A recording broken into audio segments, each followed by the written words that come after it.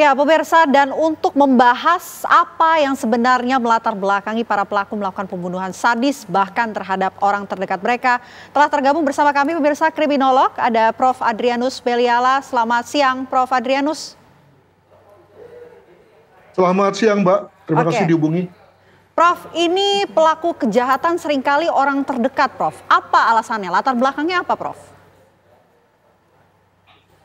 Bisa dibalik begini, bahwa memang korban itu tidak memiliki circle yang luas. Dengan kata lain, kehidupannya mungkin hanya rumah, kantor, rumah, kantor. Hasil kemudian ketika dia berkonflik dengan orang lain, maka kemungkinan potensial pelakunya juga adalah orang-orang yang berasal dari rumah dan kantor, misalnya begitu. Dengan kata lain, amat tergantung pada keluasan daripada circle si korban itu sendiri. Begitu, Mbak. Oke. Kalau untuk perilaku sadisme, apa ada kategorinya ini untuk seorang yang punya latar belakang psikopat itu yang seperti apa, Prof? Hingga akhirnya tega membunuh dengan cara yang sadis. Sebetulnya kalau dilihat dari beberapa contoh yang tadi diperlihatkan lewat VT, itu belum masuk pada kategori sadis. Mengapa? Karena sadis biasanya dikaitkan dengan perusakan atau situasi eksesif yang dialami pada tubuh korban. Dengan kata lain, korban tidak hanya cukup ditikam misalnya, tapi ditikam berkali-kali. Tidak hanya cukup ditusuk, tapi dicacah berkali-kali. Itulah kondisi sadisnya. Nah, tetapi ketika kemudian dikaitkan dengan siapa pelakunya, misalnya pelakunya adalah orang-orang yang kita sebut sebagai orang intim pada korban, maka seringkali kita menyebutnya sebagai pembunuhan sadis.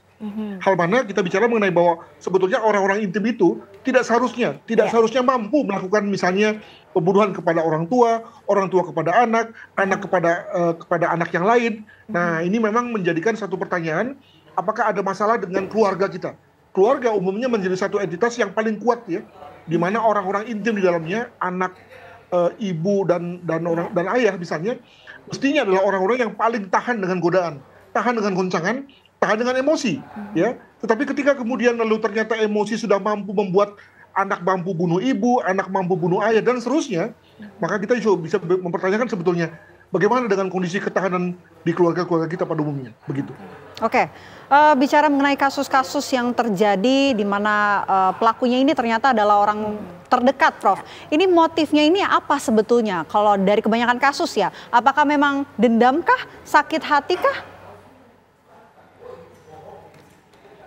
Dampaknya adalah emosi ya, dan emosi ini kemudian lalu didorong oleh karena hubungan yang renggang antar anggota keluarga. Sebagai contoh misalnya, anak tidak pernah lagi tidak tinggal dengan orang tua. Dengan kata lain, dia memiliki asosiasi pada kelompok yang lain yang dianggapnya lebih penting, sehingga lalu menomor tigakan orang tuanya. Begitu kemudian dia marah sama orang tua, maka dia sikat gitu ya.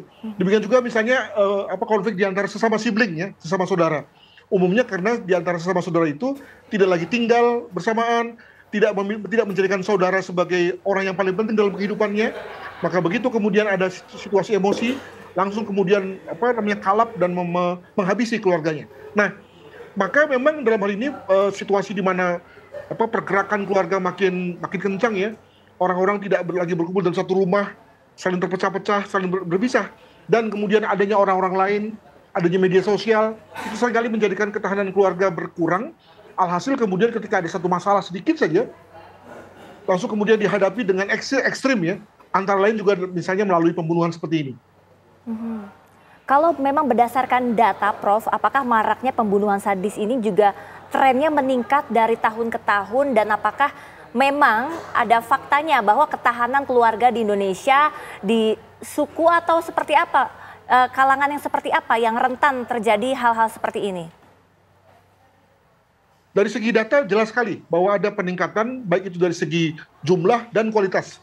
Kualitas ini misalnya bicara mengenai bahwa tidak selamanya hanya soal ekonomi, tapi juga ada yang menyangkut soal perselingkuhan, soal gangguan jiwa, soal tadi disebut juga misalnya soal psikopatologik, itu betul. Demikian juga soal-soal yang terkait dengan SARA.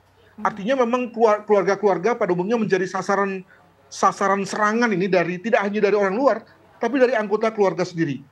Nah, kalau kita bicara mengenai siapanya, ya saya terus terang tidak berani menyampaikan misalnya kalau dia adalah keluarga miskin maka gitu ya. Atau kalau dia berasal dari etnis apa maka saya tidak berani menyampaikan. Tetapi yang jelas bahwa dampaknya semua keluarga itu sekarang ini harus hati-hati dengan kemungkinan adanya anggota keluarga yang punya bad temper ya, atau emosi meledak, emosi yang gampang sekali naik ya. Dan kalau kemudian emosi itu lalu disertai dengan kontrol diri, antara lain akibat daripada karena adanya pendidikan yang baik, religiusitas yang juga baik, demikian juga hubungan affinity antara anggota keluarga juga baik, maka emosi dapat diredam. Masalahnya adalah bahwa ketika ekonomi tidak baik, pendidikan juga tidak baik, situasi beragama juga tidak baik, maka ketika seseorang anggota keluarga ini marah pada anggota keluarga yang lain, marahnya menjadi tidak terkontrol, bahkan sampai fatal, di mana kemudian berupa akibatnya pembunuhan, begitu. Oke, ada faktor ekonomi, ada faktor pendidikan juga. Tapi Prof, kita bicara ke depan ya, karena cukup mengkhawatirkan ini, marak sekali kasus-kasus pembunuhan sadis ini ternyata pelakunya adalah orang terdekat. Apa yang sebetulnya harusnya dilakukan begitu dalam satu keluarga untuk kemudian menjaga keharmonisan, baik itu emosi satu sama lain, menghindari adanya hal-hal ini yang kembali terjadi dan meningkat, Prof? Saya memang meramalkan situasi yang memburuk ya ke depan ketika keluarga-keluarga semakin digerus ya ketahanannya akibat dari semakin berkurangnya affinity atau kedekatan antara anggota keluarga. Ya, kalau misalnya ketahanan itu berkurang karena anggota keluarga makin dewasa ya, tadinya menjadikan orang tua sebagai referensi utama dalam hidupnya, lalu lama-lama ketika makin gede mulai menemukan rekan bermain, rekan sekolah sebagai referensi dalam rangka bergaul, dalam rangka mencari nilai-nilai baru, itu oke. Tapi sekarang ini tidak hanya sekolah, tidak hanya teman bermain, tapi juga media sosial, juga obat-obatan, alkohol, demikian juga berbagai pihak-pihak yang mempengaruhi anak ya, sehingga hasil hubungan orang tua dan anak menjadi cukup jauh. Demikian juga kalau kita bicara mengenai konteks antara suami istri, di mana gangguan keutuhan perkawinan itu dengan mudah dapat terganggu akibat daripada adanya pria lain, wanita lain, demikian juga gangguan ekonomi ya. Sekali lagi keluarga ke depan menjadi makin berat dari segi tantangannya untuk dipertahankan untuk semakin utuh ya, sehingga kemudian lalu menjadikan anak-anaknya sebagai anak-anak yang berguna bagi bangsa dan negara. Semoga anggapan yang pesimis ini tidak menjadi kenyataan ya, kalau melihat dari betapa beratnya tantangan ke depan. Begitu, ya, tetap optimis ya, bisa terjalin keluarga yang harmonis, hal seperti ini bisa terhindar. Terima kasih banyak ya, Prof. Adrianus Meliala atas waktunya. Selamat siang. Baik dari hal agama, ekonomi maupun hubungan ya. Baik, pemirsa, apa kabar Indonesia Siang akan segera kembali sesaat lagi. Tetaplah bersama kami.